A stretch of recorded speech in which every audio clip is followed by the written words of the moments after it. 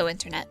Before you watch this video, it might be a good idea to watch some of the other videos from The Word Bird, mainly Activity Theory and Genres Part 1. Not that you can't watch this video if you haven't watched those videos, because you do have free will, but this video builds on those other videos. So anyway, in Genres Part 1, we define genres as a typified response to recurring situations. But as any economist will tell you, if one definition is good, two is better. So this time around, we're going to define genres as a text that makes an activity possible or impossible. Let's break that down by first looking at the word text. You might think of a text as words and stuff. And words can be a text, but sometimes there's more to a text than just words.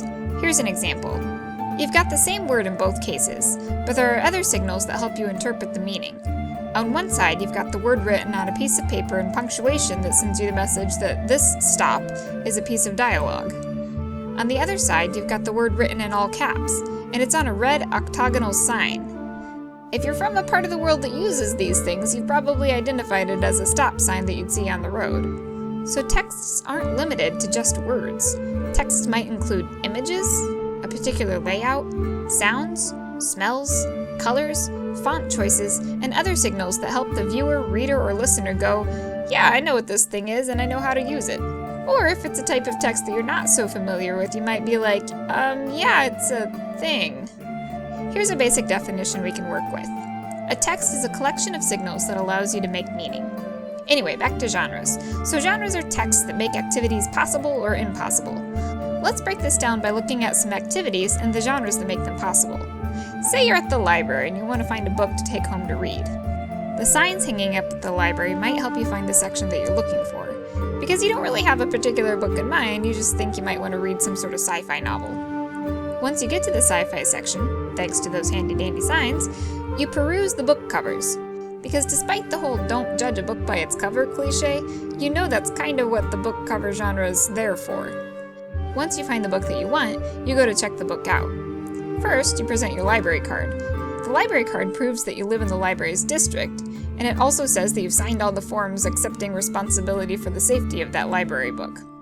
Then the librarian scans the barcode on your book, or if it's an old school library, maybe the librarian takes the card out of the back. Either way, the fact that you have the book checked out gets logged in the library system. That way they can know when to start sending you overdue fines. Not that that ever happens. Then, the librarian prints out a receipt or puts a stamp in the book so you know when the book is due and can possibly avoid those overdue fines. So what about a text that makes a particular action impossible? Well, this guy makes it impossible for me to do a U-turn, or at least makes it a really bad idea. The no pet policy on my lease makes it impossible for me to get a puppy. And this menu, written in Russian, makes it impossible for me to make an informed decision about food, because I don't read Russian very well. Sometimes, access or lack of access to a particular genre makes activities possible or impossible. Like if you don't have a driver's license, you're not allowed to drive, but you can't just go to Walmart and buy a driver's license. If you're a student, you don't have direct control over the genre of your grades, which is kind of frightening, because that genre might facilitate a lot of activities that have a very direct impact on you, like graduating, or getting into college or grad school, or getting a job, or getting a discount on your car insurance. All too often, people wield their control over genres for not-so-great purposes. Because remember, genres are inseparable from social situations. Negative acts like social discrimination are often made possible by genres or by limiting access to control of genres. Like back in the day in the US, people running the polls at election time might refuse to give someone a ballot.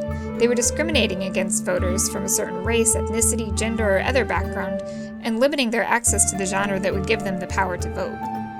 Genres are still used at times to give or deprive people of power. A genre might be subtle or sneaky, but the social implications could be enormous. Well, that's the Word Bird. Until next time, put a little wonder in your wander.